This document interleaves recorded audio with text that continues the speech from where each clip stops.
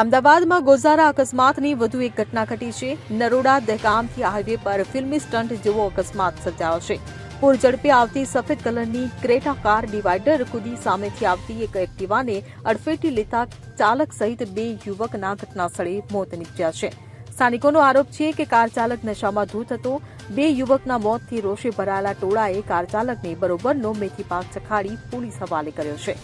Car ચાલકની ઓળખ ગોપાલ પટેલ તરીકે થઈ છે. મળતી માહિતી મુજબ નરોડા દહેગામ હાઈવે પર પૂર ઝડપે આવતી એક ક્રેટા કાર જોઈ ફિલ્મી સ્ટન્ટની જેમ ડિવાઈડર કૂદીને રોંગ સાઈડમાં એક એક્ટિવા પર પડી હતી. અકસ્માતમાં એક્ટિવા સવાર અમિત રાઠોડ અને વિશાલ રાઠોડ નામના બે યુવકના મોત નીપજ્યા છે. અકસ્માતને પગલે સ્થાનિકોની ભીડ ભેગી થઈ હતી અને કારમાંથી ચાલકને બહાર કાઢ્યો હતો. સ્થાનિકોનો આરોપ છે કાર ચાલક નશામાં ધૂત હતો. માહિતી અનુસાર સ્થાનિકોએ બે યુવાનોનો ભોગ લેનારા કાર ચાલકની ધોલાઈ કરી પોલીસને હવાલે કર્યો હતો. સ્થાનિક પોલીસે કાર કબજે કરી ચાલકની ધરપકડ કરી આગળની કાર્યવાહી હાથ ધરી છે.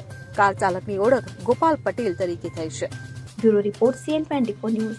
હવે જુઓ દેશ દુનિયાની તમામ ખબરો તમારી આંગળીના ટેરવે. ઉઠાવો મોબાઈલ અને Google Play Store પરથી ડાઉનલોડ કરો અમારી CN24 ન્યૂઝ મોબાઈલ એપ.